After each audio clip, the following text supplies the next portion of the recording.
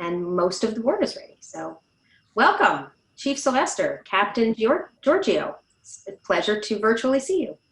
Thanks for having us.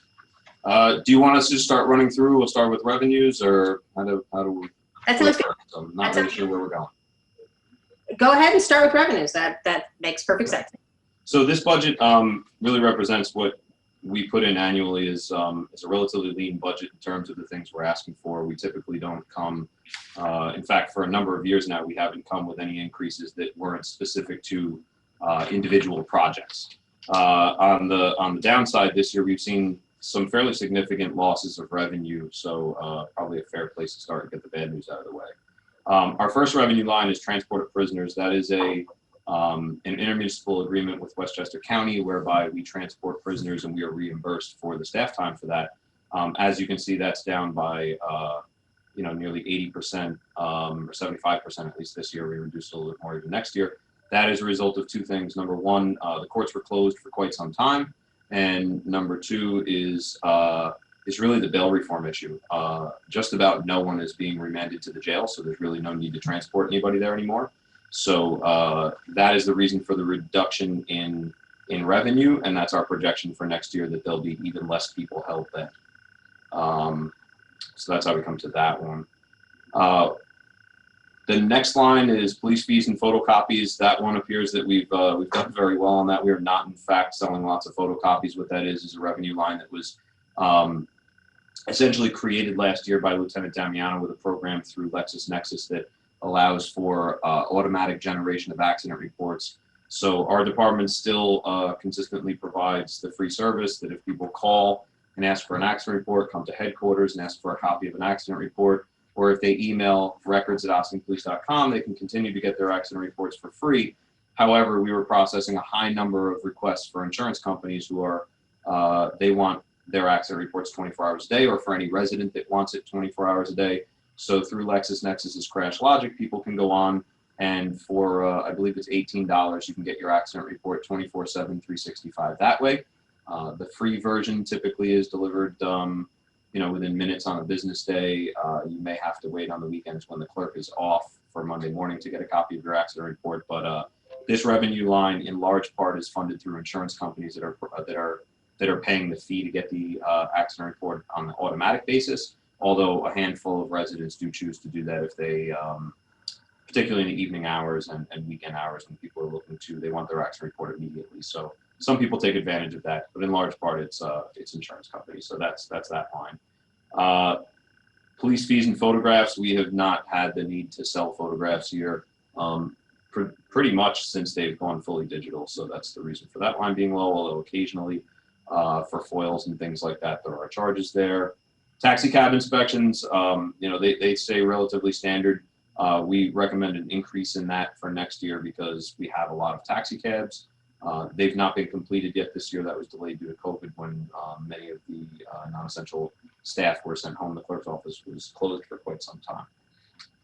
Fingerprinting fees are down this year, mostly because of COVID. People are not coming in and asking for fingerprints to be taken. We provide, historically, we did it on Wednesday nights where you could come and have non-criminal fingerprints taken. We generally do it on demand at this point. I know some staff members have even called recently and asked if we could help with things outside of the workday. And we've had people going to the Peace Corps and teachers, and for whatever reason that people need non-criminal fingerprinting. Obviously with COVID and people not getting out as much, not as much of a need for fingerprints. So we're optimistic that at least a portion of that will come back next year, but obviously, like all other things, our world has changed. False alarm fees. We don't necessarily do collection on those. We generate the reports for all the folks who have, people are required by law to have to register their home security and fire alarms. Our officers on every call will generate a cause for that, and whether or not it falls into one of the categories that are billable, and those bills are sent out by finance. So it falls under us, but it doesn't necessarily touch the work that we do, other than the fact that we observe those violations if they occur.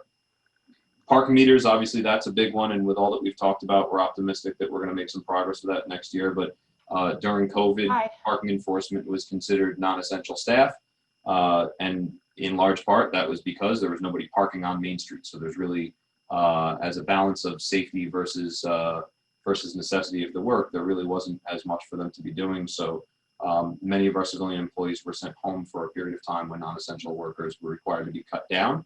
And at the same time, there was nobody parking in those spaces. And that would be the reason for such a drastic reduction in parking meters.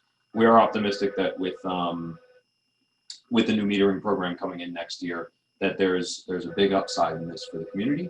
We're not sure that at what point that's going to come in and what the projection necessarily is going to be, but there is definitely an upside in that aspect as far as revenue generation.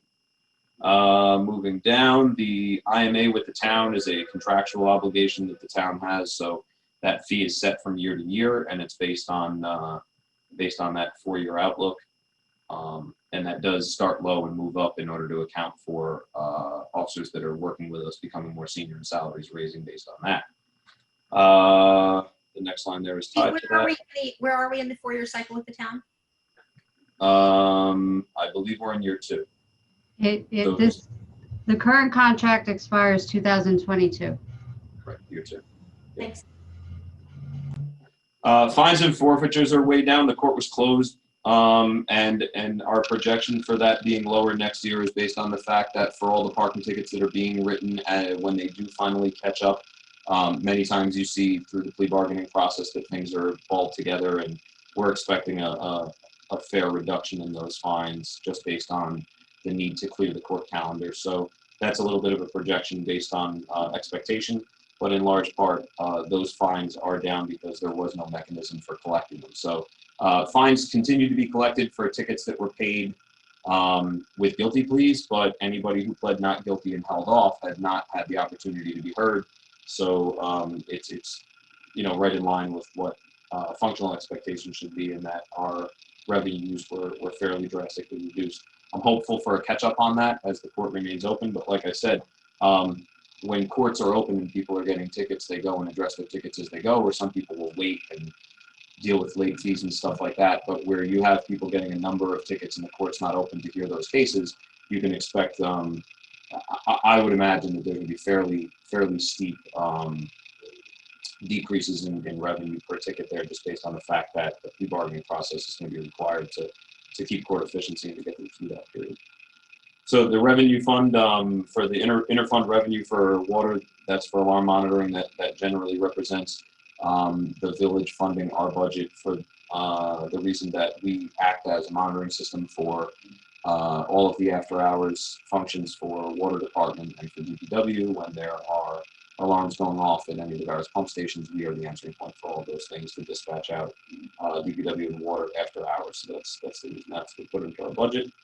2 grants that come after that: state aid and federal aid. State aid, generally, the majority of that, almost all of that, comes from reimbursement for our marine unit. So a good portion of the cost for running our police boat on the river is reimbursable by the state, or it's a half reimbursement on staff hours. So we try to make sure that we're getting the maximum reimbursement there. There's actually an efficiency point. If we can put the boat out a certain amount, we get more bang for our buck by putting the boat out. The federal one is the reimbursement grant for bulletproof vests. That came through 2020. We had projected $4,000. We actually got $5,245. That came through, or it was announced last week. I don't know if the money's come in yet, but that should be coming through soon. For next year, we're projecting a $4,000. We're hopeful that comes in. We have to have vests by law and by good common sense, but there's no promise from the government that these grants come through. In certain years, the program exists, and we had probably a 6 or 7 year stretch where they did not have this program. So we're hopeful, we're optimistic, because it's probably the most important piece of equipment to our staff that they have, but it's not promised. So that's where we're at for revenues. You can let me know whether you want to do capital projects first or go line item budgets. Capital projects are fun. Go for it. Okay. Chief, just sorry to interrupt 1 minute. So I'm looking at the spreadsheet that is shared on the screen, and I'm looking at the spreadsheet that was sent out to us yesterday. Just want to make sure I'm on the same page. I don't see those pages. They're a little bit different. And my date is November 4, and what I'm seeing on the screen is November 5th. Just want to make sure I'm having the correct sheets. that I'm looking at? At least in the PDF format. We're looking at the sheets dated the 4th. So I'm not sure where those may have come from. Okay. These, what I'm throwing up here is the summary by department. So I'm running them, you know, by detail, but by department. Okay. So as long as Chief, if you're looking at the November 4, then I'm looking at the November 4 as well. So as long as we're looking at the same pages, I think I'm okay. He started at revenues, and when the system runs the report, revenues are at the bottom instead of at the top. Yeah, because we were sent out a package, obviously, for the presentation today. So that's what I'm looking at. I have one of 18 pages in here, and the one that you have, Dale, in the screen is one of 10. Yeah. So I just want, I want to make sure that, I'm not sure if I'm the only one who has that problem, but if I'm the only one, then I'm okay with that.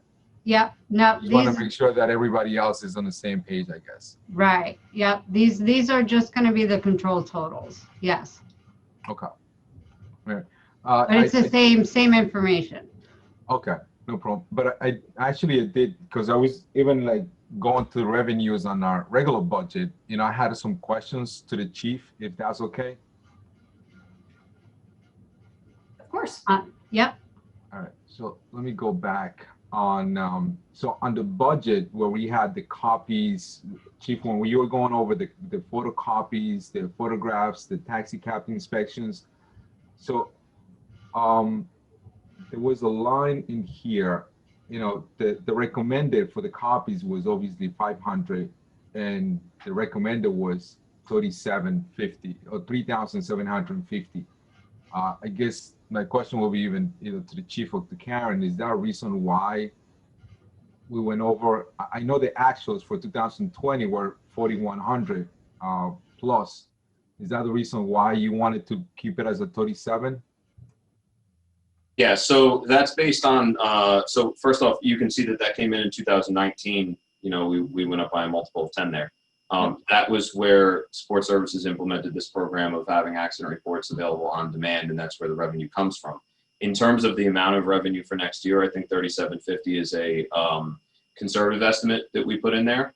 It's hard to predict how many car accidents we're going to have. I mean, ideally, we'd like to have less. We'd like to have no car accidents if we had our way. But that's a fair balance in terms of where we expect it to be. I mean, that's a reasonable number that we expect to attain.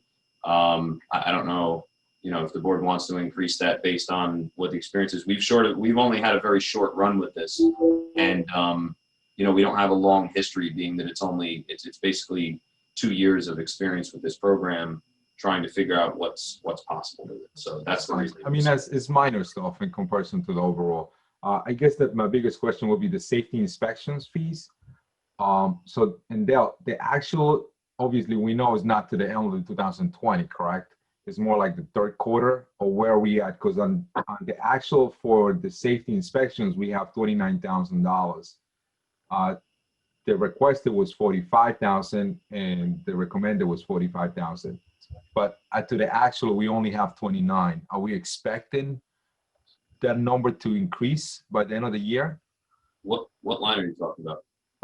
I'm looking at on Taxi cab inspections? no, it says safety inspections fees. I'm looking at the budget itself. I'm looking at page 74 under general budget. So you're looking at a building department revenue. Okay, because it says public safety and that was part of it. Okay, so that's not part of the police. Right. That's 1560. Is that what you're looking at?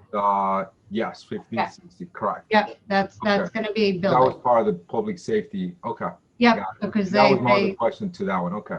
yep, they're termed public safety as well, according to the state controller. Okay. Yep. Got it. Thank you. Never mind, Chief. All right. I'll ask that question to the next time. And that one, thank you. No, that's good. So we can go to the capital projects. Thanks. So most of what is in capital projects is not necessarily that didn't need to remain in capital projects. And after our meeting with the manager's office, most of what's there has been placed into operational lines for discussion. So the ballistic vests, our tasers, and our interview systems. So I'll save those for when we get to them. Really, there's two items.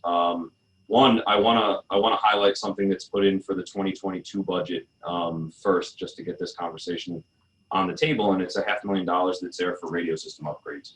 Right now, our radio system is equipment that's no longer produced, so the parts that are being used to repair our radio system are what stock is saved by the vendors at this point. We've asked them to spec out new radio systems for us, and we're looking at somewhere between $1 million and $1.5 million in order to do that. And as everybody transitions to digital radios, that's a program that needs to be replaced according to the manufacturers every 5 to 7 years. The Ossining version is we probably keep it for 10 or 15 because that's the way we do things here. Nonetheless, that's a hefty cost. So what we found is that for many, many years, there's been a promise from Westchester County they were going to build out a intermunicipal radio system, that they were going to take large amounts of grant money and build the infrastructure, because the most expensive part of this is repeaters. So a repeater is somewhere between $80,000 and $90,000. We have one of those up on the Browning Water Tower. And right now that repeater doesn't serve our needs. We have a number of dead spots where, you know, if you can imagine being in a call for service, whether it's danger to the officer or danger to a person or a medical aid or anything of that sort, we have areas where our officers cannot communicate with headquarters via the radio. And that is a life and safety issue, not only for our staff, but for the residents that live here. So something has to be done with our radios. The money that I put in for next year represents that was an initial idea for how we could limp this together. Westchester County their program never came to fruition in terms of building out a county-wide radio infrastructure that people could then jump on. Essentially what happened is the county uses their grant money in order to put repeaters up around all the jurisdictions, and all of us would then only have to buy our mobile radios in the cars and our portables. MTA, the Metropolitan Transportation Authority, has built the system already and it exists. And they are in fact welcoming us onto their system, inviting us onto their system. So I don't have it on for this year because this really came up as a last minute thing when we found out about it as an option. But we're looking at, for less than $500,000, we're still not done speccing it out, and we still have tests to be done. For 2022, we will be back with a need to replace our radio system, not only because it's dying, but because it's unsafe and doesn't cover our full jurisdiction. And we've put additional antennas on Maryknoll and other places. This would relieve us of the permanent responsibility to maintain infrastructure for the radio system, and all we would have to do is purchase our portables and our mobiles, and our desk units, which still could be up to, I think we figured that somewhere between $400,000 and $500,000. It was closer to $400,000. But it would give us a digital system that we no longer needed to maintain. And long-term, there's a massive savings for the municipality in terms of that. The radio system we have now is many, many years beyond its usable life. And, we run a risk every day that we're just going to drop communications. So for 2022, that's on there. I know we spoke to the village manager about, what other possibilities we can do in terms of trying to find funding to make that happen whenever it does come up. But I did want to put that out in front of the board to make sure that you're aware of that need. Our really only other thing on there is cars. And here's the situation with cars. We're requesting 3 marked vehicles, which would be our absolute bare minimum to stay functional at this point. We've had a number of unfortunate incidents that have depleted our fleet. For instance, we had purchased a brand new vehicle last year. We took delivery of, I believe earlier this year, 111. That vehicle had 20 miles on it when an officer was broadsided by a motorist while he was en route to an emergency call. That car has been totaled. 105 has been totaled. We have 2 cars that are in needs of new transmissions. We have another car, 112, which it has 111,000 miles. So all of the cars that I'm speaking of here are north of 70,000 miles, and many of them over 100,000 miles. Generally at 70,000 miles, vehicles in our fleet have really been used to their full life. And while most people would look at that and say that that's a car that's just brand new and breaking in, the miles don't tell the story of the hours. These cars run 24 hours a day, 7 days a week. And for every one car that's down, that adds additional burden onto the other cars. So right now, the cars that need to be replaced are 111, 105, 110, 112, 117, and 119. So that's 1, 2, 3, 4. I mean, really, we have like half of our fleet needs to be replaced, in addition to unmarked cars, which we're willing to limp along at this point because they don't have the same necessity as patrol. But the lifeblood and the safety of this community relies on our officers having vehicles that are safe to drive around in. Some officers dared me yesterday to ride with them in 112. That's a scary thought.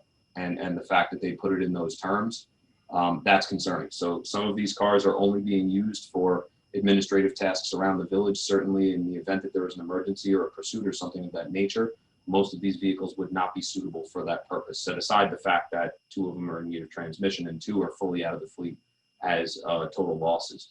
So in order to replace our fleet that's been depleted so drastically, we're looking for 3 marked cars and a consistent need to replace over the next couple of years. And any one year where we don't get cars, that's only going to exacerbate the issue. And just to be clear, so that everybody is on the same page, when a vehicle is totaled in service, we don't get a replacement for that vehicle. So if there's an insurance settlement or something like that, that goes back typically to general fund, and we're not issued a replacement for that car. So when we come for vehicles now, we're asking for 3.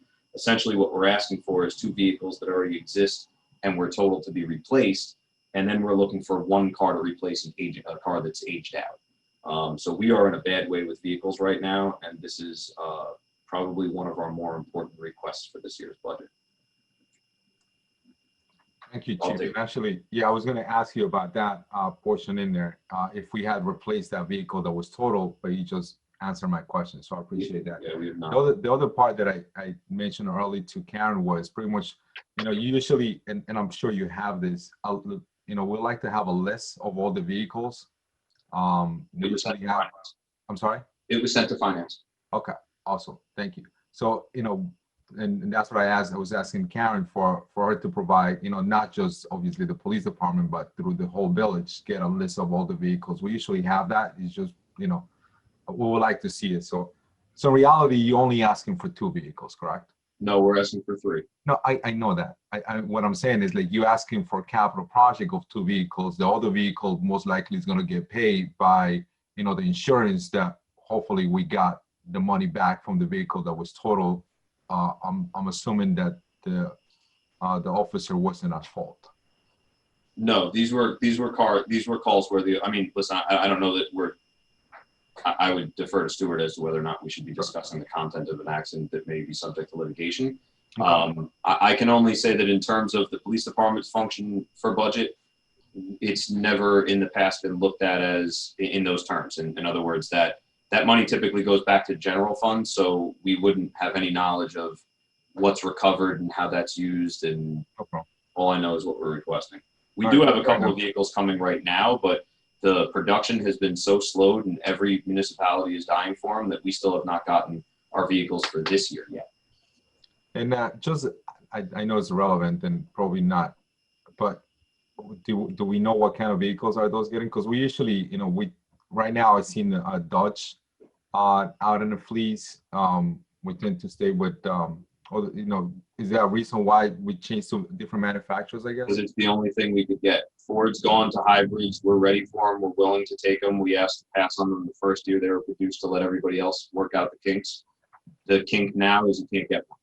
So it's a decision between driving a gas-powered Ford or walking.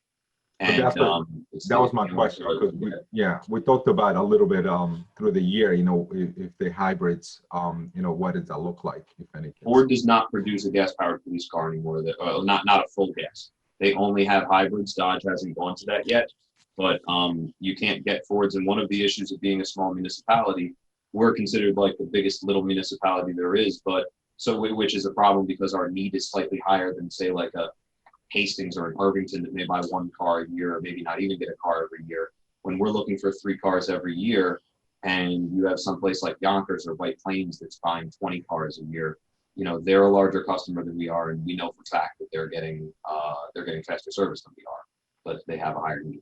So it's been very difficult. Yeah. In that regards, do you know a municipality that has the hybrid cars right now? Lots of them do. I'm sorry? Many of them do. One next to us that we could talk to them and see how they like it. We're prepared to take hybrids. We just can't get them. So I had the opportunity, how are they performing? That's just another internal question probably we can go into, but we found that it was able to handle the question of the hybrids, is whether or not it would be sufficient to handle all of the electronics and the extras that have to go into the cars, because for many years, even the gas powered cars couldn't handle a car computer plus the lights, electronic locks on firearms that are in the car. The cars would, you come outside and it would be dead and you'd be jumping your car every morning. We've heard no complaints of the hybrid vehicles. Like I said, they only produced them for 1 year that we didn't buy them. And this year we tried to get them and couldn't. For next year, we're optimistic. If they're available, we'll take them. But that's down to, if the manufacturer says we don't have them, then we just don't have the opportunity to buy them. This isn't it's not an issue of preference or price. It's they're very, very close to price. I understand that. All right. No Production. problem. Ford's not pumping out cars. All right. Thank you, Chief. No, I appreciate that. Thank you. So what you're saying, because we would obviously prefer, we'd like to green our fleet as much as possible. So Manny, you're reading my mind with your questions. Thank you for that. So the 156,000 for the 3 marked vehicles, if there were a way to, that any or all of them could be hybrid, that's a sufficient amount that we have in the budget for that. Correct. The objective is to get those hybrid vehicles. The objective, so that is, it would be sufficient to get 3 hybrid vehicles if they're available. The objective is to buy 3 hybrid vehicles. However, being realistic about it, I don't want to say we're buying 3 hybrids and you see 3 Durangos out in the parking lot next month. The reality is that Ford is just not producing the vehicles in the volume due to COVID and a number of other things. And then once you have a period of slowdown in production, now everybody's backed up and trying to get their vehicles. Now we're in new budget cycles. People are asking for even more vehicles, and it backs things up even further. So as soon as we can get those hybrids, we'll take them. But the way our fleet's looking right now, if we have the opportunity to get a gas vehicle now, we have to have it. Okay, keep us posted. Maybe some people have more budget cuts than we do, and we'll get one. We hope so. All right, so our line items. So salaries, the thing we typically go through here, salaries are negotiated by the board. So the really only thing that we typically bring up here would be our last 4 lines, which are our vacancies. We are budgeted for 61. We currently have 4 vacancies right now. One of them is at top pay. That would allow us to look for a transfer. We have one at second year, which also would allow us to look for maybe a less experienced transfer. And the other 2 are budgeted for first year, which would be new hires. So that's the objective for that. Overtime has been the same. This will be the 3rd year in a row. Our overtime budget, Captain Giorgio is doing a fabulous job of keeping the overtime where it's at. I know that a lot of people are expecting that overtime would be flat this year because of COVID and those things, but keep in mind that we've been out working quite a few protests and events over the course of the year while everybody else was shut down. We've still been coming in. Also with our vacancies, there is a need to backfill quite a few positions, so we're expecting to be on or under budget for overtime this year. For next year, we will do our best to stay the same. I will stipulate that the PBA is currently out of contract, and I know negotiating with the village. So my hope is that if that's settled and there's an increase in salaries, that there'll be an increase to that overtime line commensurate with that. If that line is not increased, that would represent a cut in the number of hours that we're able to do things. And while our line does look much larger than the average police department, I'll remind the board that I believe $400,000 or $500,000 of that comes from the town, which is one of the ways that we're able to save money for the taxpayers is by putting people out on overtime, which we saved from hiring 5 extra cops by putting in extra overtime into the budget. So that's the reason that our overtime budget is higher, but we are asking for no increase, but for when contracts are settled that there be a reflection of that when it comes to fruition, whatever that may be. Longevity is contractual, so there's an increase there. That increase is based on the fact that we have, I won't call them an aging job, but we have an experienced job. So as people move up in experience years, the amount of longevity they're entitled to will go up. Our job is becoming more senior, and that's the reason for a small increase in the longevity line. Added title pay stays the same. That funds, generally, if I take vacation and Captain Giorgio has to work as chief, or if someone else has to step in while the 2 of us are out of town, that line funds that. There is a requirement that someone has to be the chief at all times. So that's what that's for. This year it's low. We didn't go to the IACP conference in person. It was virtual. We didn't go to state chiefs. It was virtual. I haven't taken vacation time. So we're still pretty low with that. Chief, while you're talking about hiring and the potential for new hires and such, where is the county with giving the police exam? Because that would normally happen. The county delayed it. The county delayed the list until the spring, and the problem is that leaves everybody the log jam at the end of the list. So I don't know off the top of my head exactly who is left on the local list. I know that at the Westchester County level, many of the chiefs are, they've sort of seen the candidates, they pick the ones they want. They're coming to a point where, there's a handful of people before they can get to the next grade level. And I don't know that anybody's hired any of those folks. So we're stuck with this list for probably through the end of 2021. So we're going to have to revisit that list, but we're also going to be taking a look at some of the resumes that have come in from people looking to transfer. Great, thanks. Chief, are you planning on taking vacation this year? I haven't discussed that with my family yet. I don't know.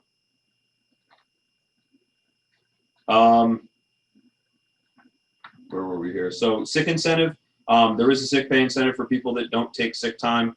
You can see where we were last year. It was a little bit high last year. We may come in a little bit low on that this year. Sick time really vacillates from year to year. We're doing a lot of work on trying to reduce sick time and provide other encouragement other than just the incentive for people to reduce sick time. We've targeted some higher uses of sick time to try and help employees get to work more often, and that's been paying off for us. So that line doesn't raise, and we're hopeful that at some point that if we're paying the sick incentive, that means that people are using less sick time. So where you can see from 2018 to 2019, the incentive went up. That's an indication that we've reduced the use of sick time. So the hope is that we continue on that trend. It's a valuable line to be paying out. So it's an expenditure, but it's a good expenditure because it means people are coming to work more, which then should reflect in the overtime line, helps us keep our overtime down. Health stipend. Certain employees are entitled to a portion of the premium back if they don't take health insurance from the municipality. Typically, that's someone who, since you have to have insurance, they're typically people who have a spouse who is employed by some other entity that provides their health insurance, and for that reason they get that. So that's really outside of my hands. Holiday pay. Holiday pay is a contractual obligation to pay officers for a certain number of holidays throughout the year. If they're entitled to take pay for it, some of them will use it as time. So that's the reason that typically we'll budget the $325,000. And the last couple of years we've come in a little bit low. You can see it's starting to creep up as people more really value their time off. But we don't expect it to go over that number. Super holiday pay, much the same. There's 4 days throughout the year that are indicated as super holidays. They are New Year's Day, Christmas, Thanksgiving, and Labor Day. Labor Day was a trade-off many, many years ago from Memorial Day, since there's a parade on Memorial Day, and it became prohibitively expensive to call public safety in order to close roads for a parade. So those are the 4 days where officers get paid a premium for super holidays.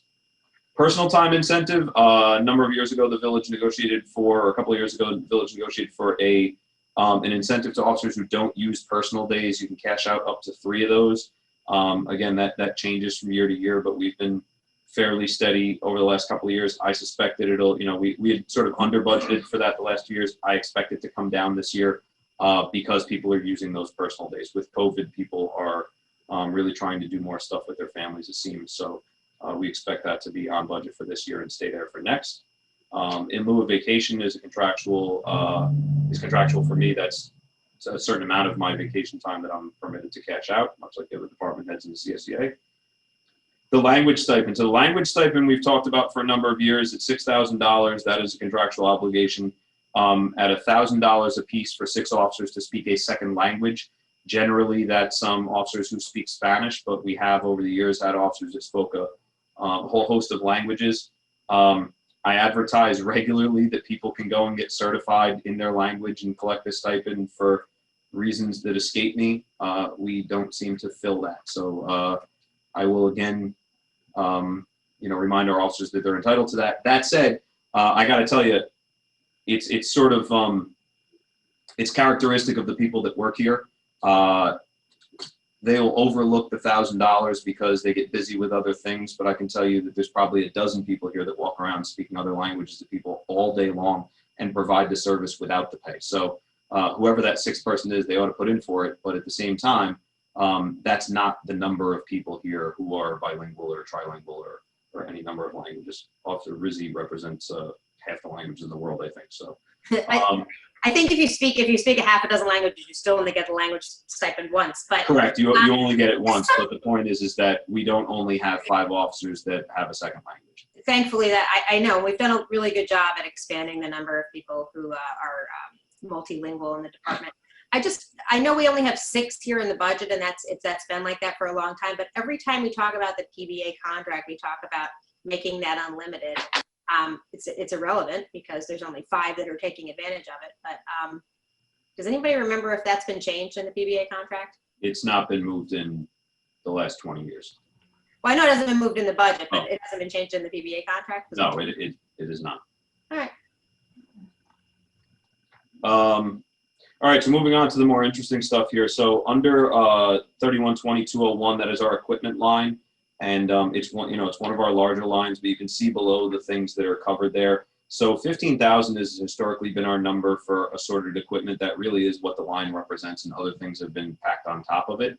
That 15,000 number hasn't changed as long as I've been doing the budget, and to my knowledge, it was the same number for a while before that. So while the number changes year over year, those are usually for specific projects that, DPW, when they do a project, it could be $100,000 or $200,000. When we do something and we put it in for capital, Chief Burton always taught me that, capital is a defined thing, but we put in things that are relatively small in terms of the budget. So Dale always, or oftentimes finance will put these things back in his operational lines. So the things you can see there this year, $10,875 for ballistic vests. We're hopeful that there'll be reimbursement. Like I said, this year we got $52.45 back, but the full cost for next year will be $10,875. Tasers, so $18,000 for tasers. Our department has had tasers as a less lethal option. They are a conductive electronic device, and this year, over the past couple of years, Axon has rolled out a number of new variations of tasers. The taser that we are using right now, let me go back. Most departments, what they would do is they would spend an enormous amount of money, and they would buy tasers for every single officer on their staff. As has been characteristic of everything we do here, we do more with less. Some departments have one cool thing or another cool thing. We get a lot of cool stuff because we share equipment, and that's typically very, very difficult in government because shared equipment doesn't always get taken care of the same way as individually treated equipment. But as a credit to the staff here, they really, really do. And we're picky with them, right? We're hard on them when things break, but they've managed to maintain this program for probably 8 or 9 years now. How long is it going to take? More than that. We've been in this probably a dozen years with tasers now. It's time to replace the ones that we have. And Taser, who we generally refer to as the Apple of the police industry, they really are working on taking over as many aspects of what we do as possible. The proposal here for the $18,000, and you can see if you look back at the capital plan that it's year over year, that buys us 20 tasers, including smart batteries. Smart batteries are the batteries where when your camera goes on or when your taser goes on, it activates your body camera automatically. It downloads data for how many times the taser was deployed. It tells you whether or not the taser was effective in terms of making an electronic connection. It tells you software upgrades. Right, software upgrades. It'll tell you when that's necessary in order to keep things functional. This contract also pays for annual training cartridges as well as the training for it. And it does, it includes warranties, the charger for it, holsters for everybody because they change the holster when they change the device, as well as, it has the training included, right? Yes. Yeah, so evidence.com is the platform that we use to store all of our data. Tasers require data to be stored as well. Every time you take the taser out, you have to turn it on to test it. We call it a spark test. You hear tasers going off throughout the building all day long. All of that data has to be stored so that when there's a use of the taser, there's a backlog showing all of the times that the taser was tested versus how many times it was used. If someone claims they were tased, it's impossible to make that go away. All these things are stored and really creates a high level of transparency there. 20 tasers is enough for us to ensure that every uniformed officer on the road has a taser available to them with a couple of extras so that when we have things like a double up day and extra staff working, that they're available to everybody. A taser is really no longer a luxury in law enforcement. It is the option that you go to prevent more severe use of force issues. So we've rode these tasers out for as long as we could. I think we're 2 models behind. Are we 2 models behind what the current one is? No, but the current one is the newest one, and they're gonna phase out the one we currently. But the one we have, wasn't there one in between? There was the X2. Yeah. So we skipped over a rollout of a model, and like everything else, we're going to do more with less. So we hung on to these for as long as humanly possible. They're no longer servicing these. It won't be supported on their software, so we have to go to new tasers. And the other thing that's Axon that's after that is the interview system. So the interview system, what that is it's the recording devices that go in our detective division for our interview room, used for both suspects and victims, as well as New York State rolled out with their Raise the Age legislation, the requirement that all youth offices, and for those that may not have been with us through accreditation more fully, if you walk into our building, you see where Detective Walker's office is by the back door. That's a requirement in the construction of our building that we maintain a youth office that has access to a separate entrance where you wouldn't come in the same door as everybody comes in from the front door. There is now a requirement that every interview with a juvenile has to be recorded. And again, that goes for the requirements for suspects, but we oftentimes will record victim statements too if we need to. So this would be for 2 interview systems that would then be completely cloud-based. It would relieve us of having to maintain. We've pared down on servers over the years, but that is another system that we need to purchase. The interview room that we have in the detective division right now currently has a camera that was purchased. It was granted to us by the district attorney's office a number of years ago.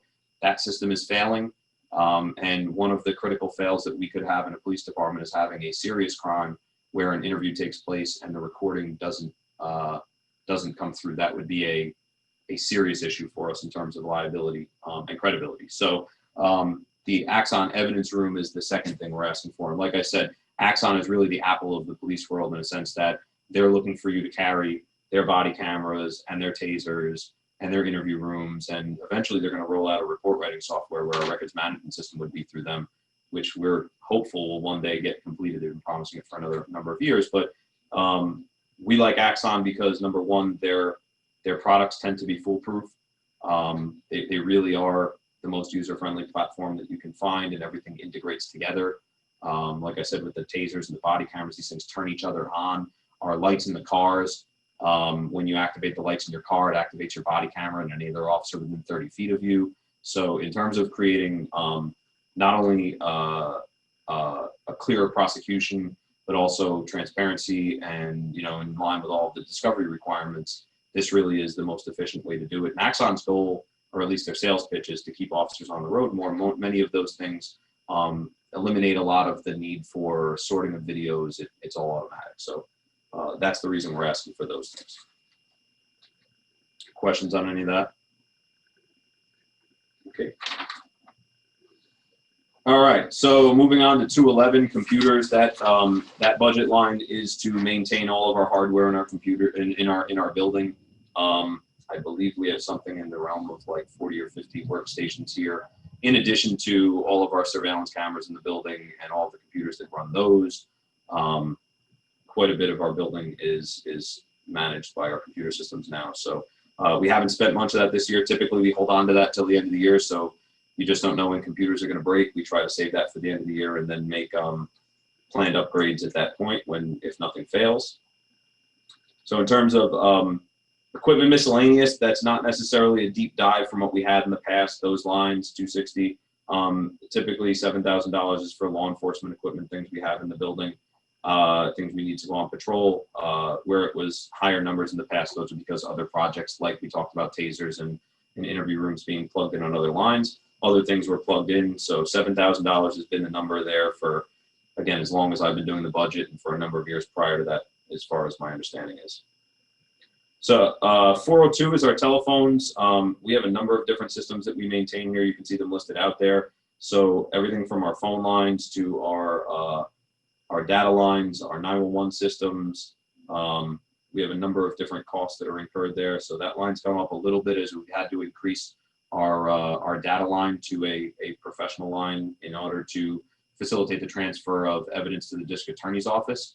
And I'll go back and tell you what I told the board last year, is that many other departments at the onset of the new discovery laws were discussing how many staff members they planned on hiring in order to facilitate that. We hired 0 people. Lieutenant Damiano and Sergeant Donahue have made it happen. I mean, listen, I got to tell you, we talk about the individual work that they do in support services is ultimately responsible for pressing the go button, but the reality is that this department functions without extra staff in accomplishing that discovery mission because of 57, hopefully someday 61 people in this building who all are willing to contribute to that and file their reports in the appropriate way and get the documents turned over and make sure their videos are completed, so that the support services division can get those things appropriately uploaded to the district attorney's office. So, you know, a slight increase there in order to pay for some internet, but what I would characterize as a small increase in comparison to the cost of hiring additional staff. 405, printing and postage, that pays for things like paper in the building, tickets, business cards for our officers, no parking signs, all of the signage that we have printed here, and overtime slips, any forms that we print, all come from that line there. Again, no increases on any of these. 406 is really, 406 is everything. So office supplies and miscellaneous, it's everything. You know, our duty ammunition comes out of there, and it's one of the reasons that the line is a little bit high. Duty ammunition is expensive. Other than that, it's basically paying for all of our supplies. And I will also say that incorporated into that is the photo line, 443, which historically had been $500, and we just put that into 406 because it's easier to just make it miscellaneous. That started this year. Maintenance of office equipment and leases, you can see that that's gone down significantly. If you look at the amount expended over the past couple of years, we've gone way down. There's a couple of reasons for that. Number one, we eliminated equipment because we didn't need it. Number two, we've changed our, so between Sergeant Donahue and my assistant Patty Sacchi, we've reduced the need for photocopiers as we're scanning more stuff. We've just been more efficient with that. Sergeant Donahue found a number of warranties that we could eliminate, and there was an efficiency by just dealing on a per incident basis to repair equipment that needs to be fixed. We were over expending on warranties. And that in large part has led to us, we eliminated the need for things like color printing all over the building. So we limit our color printing to only certain stations. All these things have reduced our contracts with Canon and other vendors so that we could operate more efficiently. Going paperless has paid its dividends. Professional dues and meetings, that pays for a variety of associations that the department belongs to. County chiefs, state chiefs, international chiefs, youth officer associations, tactical officer associations, as well as a couple of the conferences that we attend each year. Vehicle operating expenses, that goes towards much of the equipment that goes into the cars. So like this week, we just made a bunch of purchases that we needed cones that have gone missing or have been run over and destroyed, flares, lockout tools, all of these kind of things that we keep in our cars. Unleaded fuel is really outside of, that's really outside my expertise. Typically, finance does a projection on that based on prices. So I leave to Dale if there's any questions on that. Radio repairs, you know, like I said, we're sort of limping along with this radio system and buying what we can. We try and save that line until something's, we don't often buy radio equipment as planned rollouts. We wait for people's portables to die and then try and find one to replace with. So where that line has been pretty low so far this year, it's just an indication that we haven't had as much breakage, but we have like our batteries for these radios. Last year we had to buy an entire lot of batteries so that we could replace every single person's portable batteries because they're going out on the road and halfway through a tour, the batteries are dying just by aging out and overuse. Towing, that line represents times that we would tow vehicles. There's two reasons typically we would tow vehicles. Either it's evidence of a crime, so where we may have a felony and the vehicle is used in the commission of that. For instance, we had a homicide a number of years ago. We may tow the vehicle. If it's us towing the vehicle, then we would pay for it. Also, one of the reasons that it's down so low is that in past years where we've had municipal events, people have left cars and we've had to tow them. At times we've paid to move a car in lieu of impounding somebody's car where we found it wasn't fair. We've gone to great lengths to over communicate So the few times that somebody leaves a car or 2 cars in the zone where, say, the street fair is, or fireworks or things like that, now we don't have to feel guilty about impounding them. It saves the village the funding on that. But we're really not impounding vehicles anymore for investigations, because most of these things are, we haven't had the seriousness, and really the courts are not treating cases in the same way. So without a narcotics unit, we're not doing as many of those types of stops where a car has to be towed back here for a search for the dog or something like that. And that in large part is the reason that we're doing less towing on our own. That does not count the number of vehicles that are impounded and paid privately by the motorist who loses their vehicle as a result of some violation of law. So we do have some reduction in that for next year, acknowledging that we haven't been spending as much. In-service training, that pays for training ammo. So our ammo is split up. Half of it goes on to 406, the other half goes to 451 in terms of in-service training. A good portion of that goes to service training ammunition. Also pays for fees at different courses that we may send people, or I'm sorry, pays for fees for different trainings that we do here. There's licensing for certain training. We have to buy CPR books. Range time costs money, and whatever equipment that we might need for those training evolutions. So again, 12,150 is the standard line that we've gone with year over year. And that's what we're asking for. Training schools, 2 pieces to this one. We're asking for a sizable increase in this. The 18,000 number has been standard year over year. We obviously didn't spend it this year because we couldn't send people away to schools. There wasn't an option for people to go to any sort of outside the building trainings.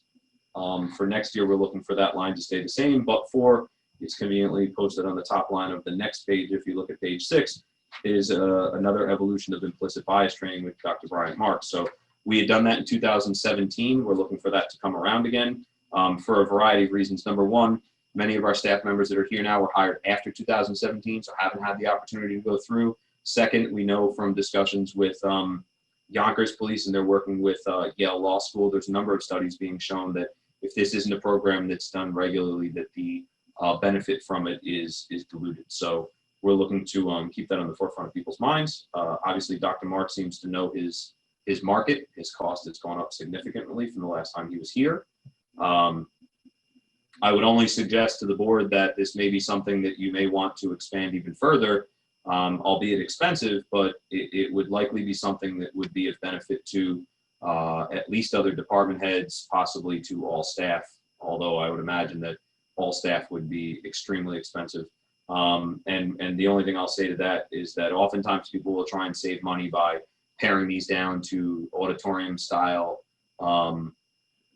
presentations, and I'll tell you that the great benefit from implicit bias training is small group training where lots of conversation takes place. So when we did this training, we were grateful for the venue at GE, who provided us with a cost-free venue, and we were attending with like 15 to 17 staff members at a time, including all civilian staff, and that allowed for people to really open up. It's sometimes sometimes a hard concept for people to get into it first. Obviously, there's from time to time skepticism. Some people are really excited about it, but having those small group interactions where you can speak freely are really handy. So I'd urge the board to consider that for beyond the police department, but we think it's critical for us, especially in light of some of the demands that are coming in from around the community. 454 is an investigative fund. With COVID, we just haven't had the opportunity to do some of those things, so we haven't drawn down on that yet, but that hasn't changed in probably 20 years, that line, so we're looking for the same. Repairs to vehicles, we're thankful that we didn't have to spend too much on that yet this year, because we'll be purchasing 2 brand spanking new transmissions next week in order to put vehicles back on the road. So $14,000 is sometimes not enough, and sometimes it's more than enough, but this year we're going to end up filling that whole line. And based on the breakdown of our vehicles, we expect that we're going to be needing that for several years going forward. Computer software has gone up over the last couple of years because of additional things that we purchased in terms of we transitioned away from buying hardware and into software. So we contract with A1. The 2 main vendors that are paid through this are A1 Computer Services, and that is our monthly IT vendor, and Impact, which is our records management system. Our records management system stopped being supported 2 years ago.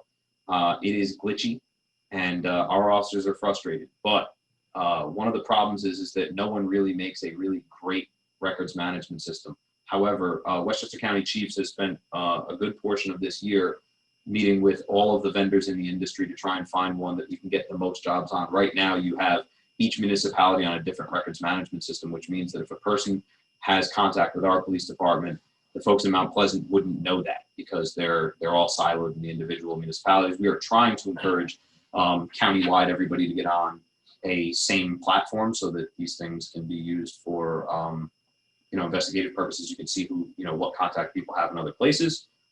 We never expect everybody to get on that, and we're hoping that the cost of that will be relatively close with Impact rather. So we don't really know what to expect with that, but I can tell you that for next year, if there's any sort of additional cost to transition to a new records management system, that'll likely end up on the 2022 budget then, because we are really we've really drawn this down to the end of its life. Uniform cleaning is contractual. Every officer gets $550 a year, paid twice, which is why half of it has been used.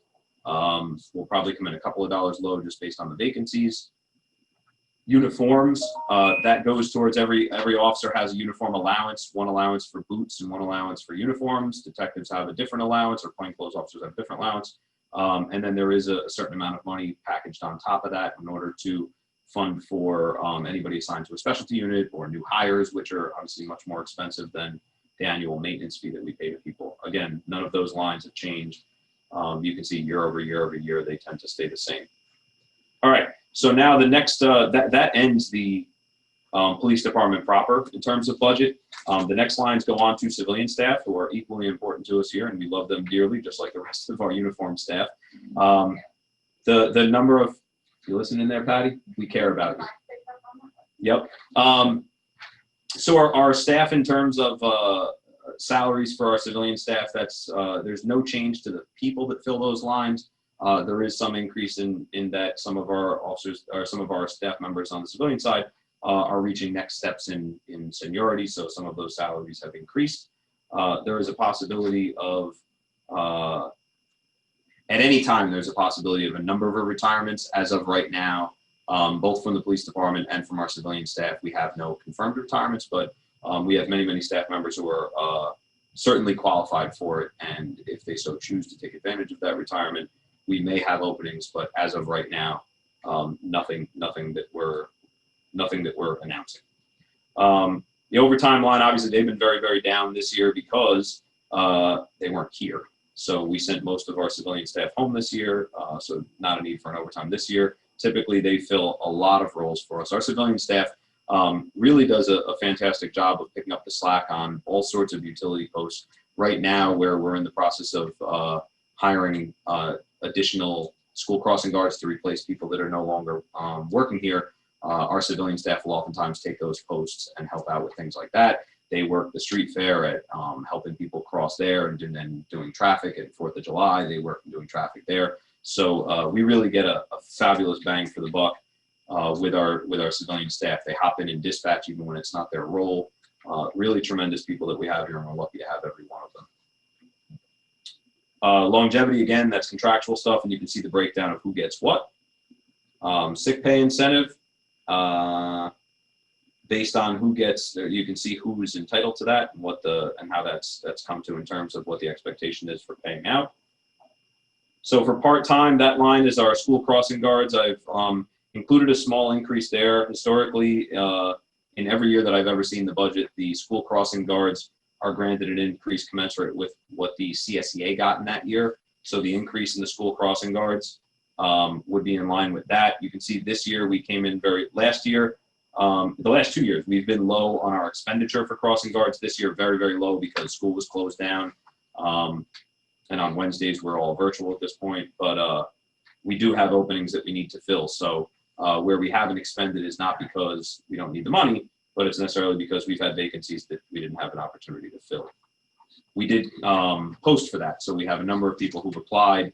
That was widely posted across all of our social media channels and Village's channels. And we got handful of people who applied for those jobs. It's a good gig for somebody looking for part-time work, but it does require you to stand outside like the postman through rain, through hail, through snow. So it's not for everybody. In lieu of vacation, that one zeroed out. Uniform cleaning is a contractual obligation towards them, as well as uniforms. I got to tell you, typically they only come and ask for uniforms when there's something that specifically needs to be replaced. Our civilians are some of the best people you can find in terms of teamwork and making things happen around here. In terms of our police building, there's a number of years ago we changed the system there. So we used to have dedicated staff here. We no longer do. We still have our beloved Turtle most days of the week, but he is shared with other places. And that's why that's described there that John Heitman runs a tight ship. And we're really grateful for all the help they give us there. That line is partially attributed to us, but is, as designated in the budget, shared between police, recreation, and the water fund in terms of how those folks are paid out. Chief, I just want to be mindful of the time. We've passed the 1 hour mark. I really do appreciate you going into detail, especially because we have some new members of the board. But are there particular highlights you want to point out to us? No, that we have, like, the only thing we have left is animal control and the Marine unit, and nothing's really changed on those. So, I mean, if you want to just take a look at them on your own. Definitely, let's talk about animal control because we never know when that's going to come back up again. Okay, so I mean, in terms of animal control, the only things that are really in there, essentially that pays for ACO Santucci to be here. His salary, his overtime, and things like that are there. And his overtime line sometimes is higher because he's a civilian member, but he's over there. So they trade off. It's hard to just attribute overtime for one person. But in terms of the cost of animal control, he's paid for, we have lines there for equipment, some training, longevity, sick incentive, things like that. But the only thing that really changes is the board's contractual agreement with the SPCA, and I'm not typically a party to that negotiation. So if that changes, that's really what's there. So I'm not really sure if you have questions about animal control. I'm glad to answer them. But in terms of the costs for providing that service, it's really just the salary and the same lines that exist on the civilian side for that one individual employee who's budgeted out separately. The only thing that comes up is because it is one person, if he's not available, if there is a need for animal control, how does that get handled? Typically he gets called in, and in the rare occurrence where he's out of the country and it's not available, I mean, our officers, like the civilian staff who do the best they can to make things work, our staff go and they make things work. It depends on what it is. If anybody watches our Facebook page, when dogs are lost and they end up here, they sit on the desk with Dispatcher Hamill and she feeds them treats all night in lieu of calling in an animal control officer.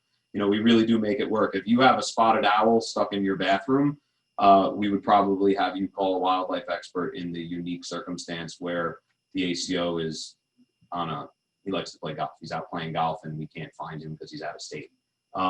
In terms of the future, there was soon after we got the cameras, there was a snake incident, and was it Officer? That was actually Sergeant Schemmer, now retired. Okay. It wasn't the animal control officer. So Right. Look, it's, as I've said before, it's characteristic of the Ossining Police Department that people here show up to do a job, and when there's work to be done, they get it done, irrespective of what their title is. So, Mauro Santucci does a great job, and he's working a lot on managing the CAT project and dealing with a whole host of other things, but we make it work. Great, thank you. You mentioned the Marine unit before, because that funding is a little different. Is there anything you want to just? It has its own lines. I mentioned before that there's state reimbursement for staffing on that one, so we're not looking for an increase to anything. The boat didn't go out as much this year as in past years. There just wasn't as much traffic at times. I mean, there was a busy season this summer, but we didn't have as much extra staff as people were trying to sort of stay home and use their time this summer to stay healthy. But in terms of Marine unit operations, we regularly put the boat out to patrol, particularly at the beginning and the end of the season when it's most dangerous due to temperature changes and water being cold. We've had more than one hypothermia save. We worked with Westchester County this year on a couple of boating while intoxicated accident scenes out on the river. So like I said, no increase to the funding, but it's a valuable asset that the community has.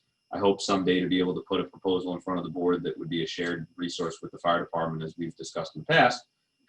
There are some hurdles to that, so we'll see if someday that can be a reality. This boat won't last forever, but like all things Ossining, we'll keep limping along as long as we can, because I don't think that that's really the place that's the most critical need for large expenditures. And the only other question I have while you're here is can anybody, and I don't know, Maddie's there, so maybe somebody else can help me out. We talk, oh, there's Karen. We talk, you know, year in and year out about, are we going to change things when it comes to overnight parking? And at times it's been said it's going to the police department. Where are we with that? The hardship tag permits process? So, as the board is aware, we've been working with Complus/CDI/Passport to do the mobile permitting. So we're focused right now on doing it for the train station and the municipal lots effective January 1st. Overnight parking, they're going to be doing for us sometime during the first quarter of next year. I don't believe there's been anything, at least that I've heard, about changing the hours as of yet, so much as it is making it easier to enforce the restrictions that are currently in place. Maddie, what she's referring to is that there was a conversation at some point about moving the application permitting process to the police department. That got tabled when the discovery laws came in, and we had a large amount of additional work to be done here. And that's one of the reasons that it didn't transition down here. In terms of where it should go, I can only say that at the time when that conversation was had, it wasn't necessarily because the police department was the best place for it to be. We were just seen as possibly the best to get it done, because finance is really not necessarily an appropriate place for it to be. So from my conversations with Karen and Maddie, and what we talked about is that, you know, like all things, we're going to try and find the best fit for it, and that maybe the clerk's office, I don't want to speak for Sue or dump something on her right here, but if it needs to come here, we would find a way. But with the discovery requirement taking on more permits, I don't necessarily is best fit for us. No, I'm sorry if I misunderstood. You know, we can certainly double check with the clerk during her budget meeting, but I know that she and I have spoken about it moving into her office, since they are doing a lot of the stuff with Complus with me. So once they get it up and running, they feel like they would be capable of sort of adopting that from the finance office.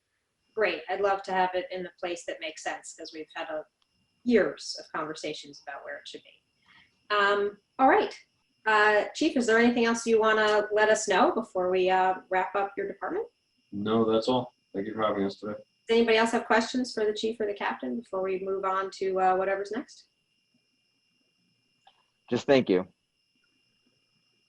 All right. Thanks, Chief. Thanks, Captain. All right. Have a good day. Thank you.